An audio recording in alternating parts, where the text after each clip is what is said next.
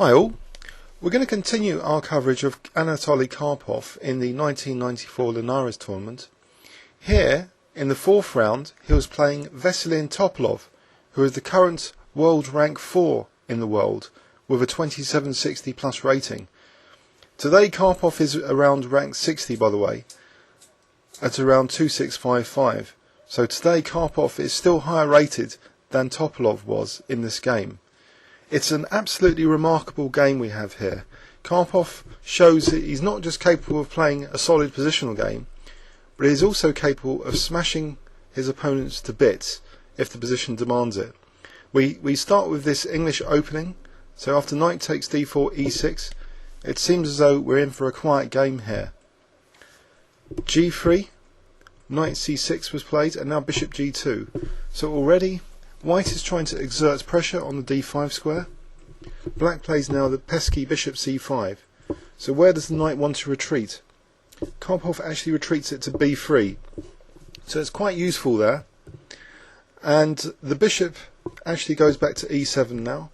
And after knight c3 we see White has a pleasant position out of the opening with nice control of d5. After castles, Black plays d6. And he has a kind of hedgehog type pawn structure, so it's prickly like a hedgehog, and it's difficult usually for White to have an exploitable weakness. Karpov does something extremely radical in this game. He plays bishop f4, and after knight h5 he isn't content with a grandmaster draw by moving the bishop back to e3 and then knight f6, etc. He radically changes the pawn structure now with the move e3. So the queen attacks h5, so Topalov hasn't got time for things like g5. He takes on f4 and saddles Karpov with double pawns. In return, Karpov now has blasting pressure potentially along these two files. As we'll see, it makes Topalov very uncomfortable. Bishop d2, queen d2. Sorry, bishop d7, queen d2, queen b8. So Topalov is quite passive at the moment. After rook fe1, it's as though Karpov is threatening simply f5 to resolve his double pawns, and if e takes, then bishop takes c6 followed by rook takes e7. So the pressure is on. It causes the first exploitable weakness. Topalov plays this g6, and Karpov immediately aims to undermine this g6 pawn, even with a temporary pawn sacrifice. He plays h4, so this is a very aggressive idea of h5 and h takes g, starting to dismantle the black king position. Topalov desperately now tries to generate some queenside counterplay with a6 and b5. So a6 is played first, but now Karpov plays h5. A lovely temporary pawn sacrifice. Black dare not take it because simply bishop f3, maybe king g2, rook h1, and White will regain the pawn with a lot of structural damage inflicted on Black's pawn structure and an untenable king position. So Topalov must just watch his king side being dismantled. After hg, now Karpov uses this seemingly passive knight on b3 to play knight c5, so exploiting this pin. Now one critical variation, what if the bishop had retreated? White would simply punish Black on the queen side, I believe. Rybka recommends knight takes a6. So if rook takes, then c takes with advantage to White. For example, rook b6, b takes c6, and now rook takes b2 is impossible because of c7. That would be crushing. And if bishop takes c6, then a small advantage for White, a pawn up. However, maybe that was Black's best option. In the game, if we go back, knight c5, Topalov simply took on c5. But he probably wasn't expecting the white square demolition job which now occurs. Queen takes d7, so this knight on c6 is threatened. So Topalov protects the knight, and now we have a devastating blow. We witness rook takes e6.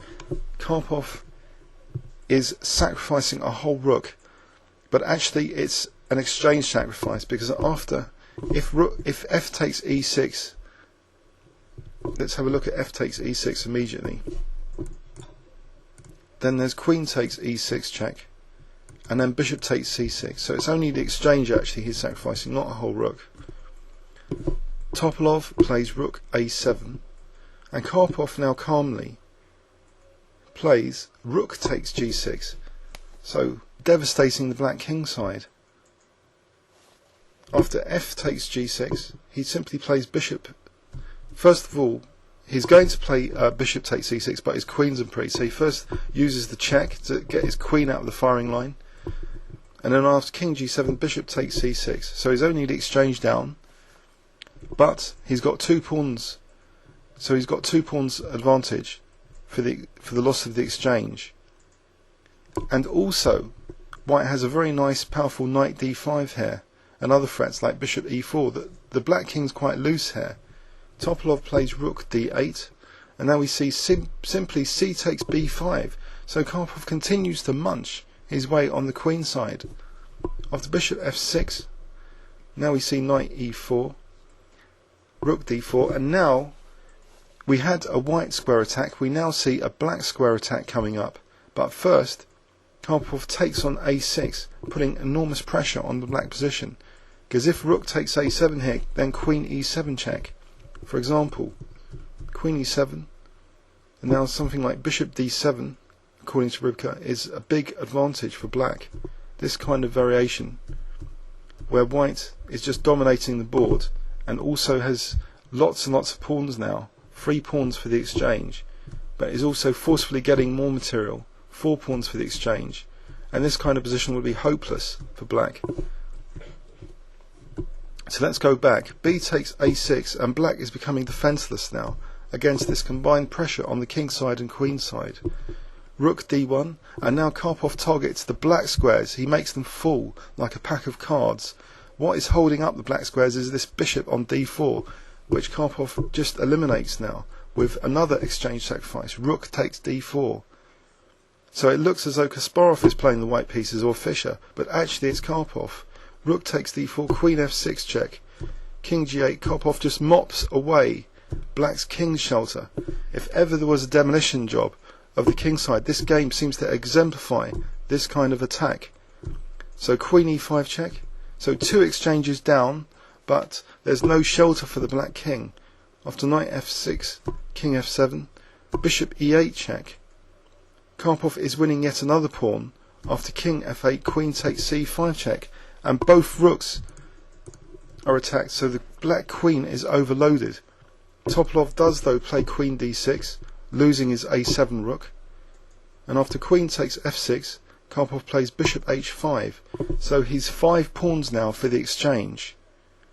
Topalov's last desperate move is rook d2. Karpov simply plays b3, protecting the b2 pawn, and after rook b2, Karpov just plays king g2 now. So his king's quite snuggled up, and bishop f3 is on the cards, etc. It's just all over. Topalov resigned here. A devastating performance, conquering first the white squares and then the dark squares, removing all shelter around the black king. Let's review this game quickly. So it started off with a seemingly calm English opening. White had slight pressure on d5, but he played an extremely radical idea to increase that pressure on d5. He allowed his doubling of pawns, which also, by the way, removed this defender, this knight on f6, which also would have defended control of d5.